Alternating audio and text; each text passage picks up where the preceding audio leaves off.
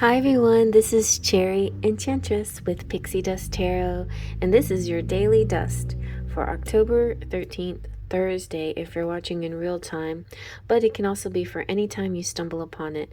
I am filming a day ahead of time, so you might be a little confused because I did October 12th today as well. I'm trying to catch up. I'm trying to get back on my schedule of doing daily dust a day ahead of time. I don't know what happened, how I got off schedule, but anyway, I think I had a busy work day one day and I didn't get to my readings, so getting back on the schedule. But either way, it doesn't matter because these can be for whenever you stumble upon it. It can be for, it's just a timeless thing sometimes too, unless you are religiously watching every single day, which I appreciate if you do.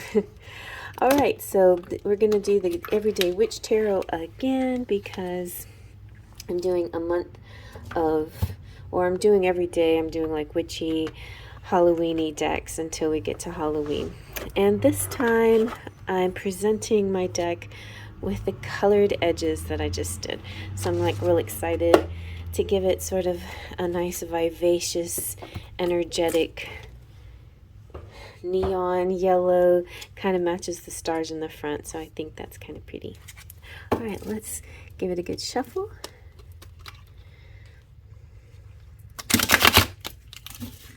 After sometimes when you edge it, sometimes it gets a little sticky. So, no, it's okay. It's doing okay.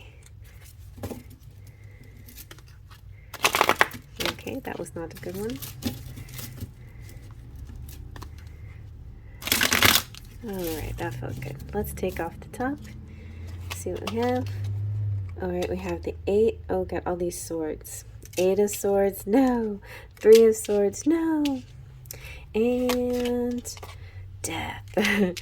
Which actually is kind of good to come out in the as the third card in these two, because it could be these things like happen earlier in the day, some kind of energy that's passing out, some kind of shift in change in direction, some kind of letting go of something and starting new, starting fresh.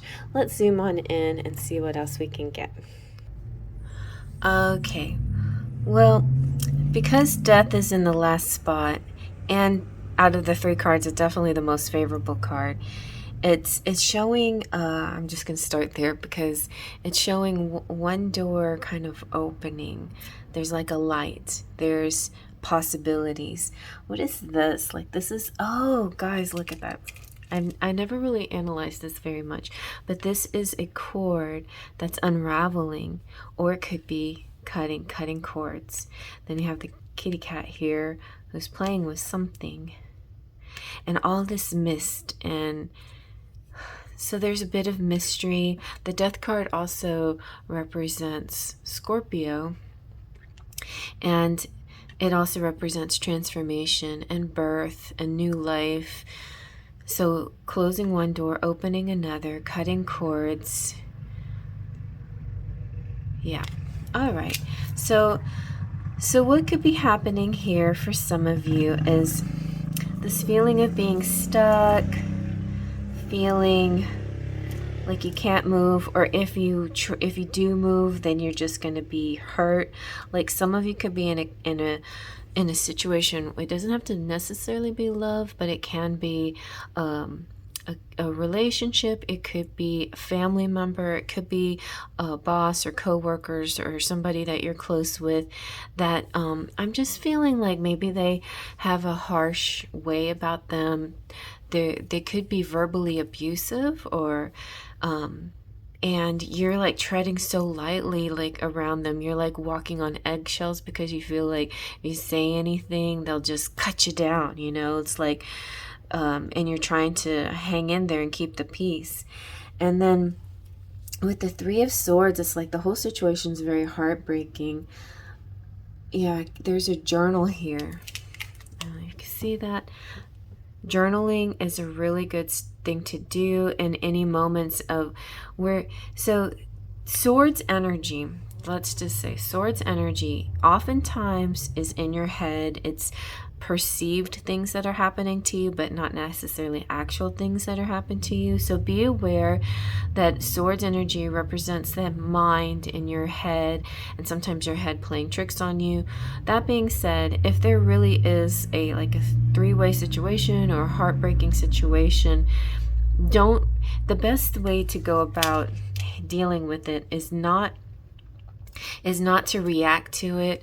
Like if somebody has hurt you and you try to retaliate somehow, that's just going to make the situation even worse. And on top of it, you don't even know for sure the situation is what it seems on the outside. There could be so many extenuating circumstances, and then you're reacting to something that you're just perceiving, and then you're creating more of a rift than you need to. And there is all this backstory that you didn't know, and then you have to now apologize or say you're sorry for the stuff that you didn't know. Like that could be your end, or that could be somebody else's end with you. Like that could be the way somebody is dealing with you in a situation. They could be perceiving you as being the heartbreaker. In any way you look at it, though, the bed and the journal. So instead of overreacting or getting angry or being vengeful or vindictive to whatever somebody's done, even if you have a right to be angry, the spirit is saying write it down. Just simply write it down. Journal. You know, it may be spinning around and around in your head. Don't let it keep spinning in your head. Take those words that are spinning in your head, put it in a piece of paper, and as you write, you'll start to feel sort of this healing process. And you may very well turn into a severing of ties, letting go of this person or situation. They let go of you, maybe, but another door opens. I feel like this kind of feels like ghosting to me, and this feels like an uncomfortable sleeping arrangement. And instead of also, there's no need to be passive aggressive, you know, like the opposite end where you're just not saying anything and you're trying to keep the peace just because. But I feel like if you're trying to do that, if you're doing that, and you just don't know what to say in the moment, and you don't want to overreact, that's fine. You know, journal about it, you write about it, and then I think something will transform in a few days from when you watch this. All the truth of the situation comes out, both sides of the issue or three sides of the issue, and then you will see for yourself that you'll be glad that you didn't overreact, because it'll make more sense to why a person was treating you a certain way. It'll make more sense how you feel about yourself in the situation. And then, so with all this coming out, because truth always comes out for Scorpios, for sure. Nothing can stay hidden. That will come out. Then you have choices to make. After that, you can try to work things out within the situation, or you can go ahead and move on into that other door. There's a bit of transformation. There can be cutting of ties, of cutting of cords, whatever, but that's up to you. But I feel like overall, this is, even though it starts off harsh, I feel like it's a happy ending, because I feel like you're in control of your actions and reactions, and you make good choices in the end, and you have a positive transformation because of it. So that's a good job. Good job. They just a Pixie Dust.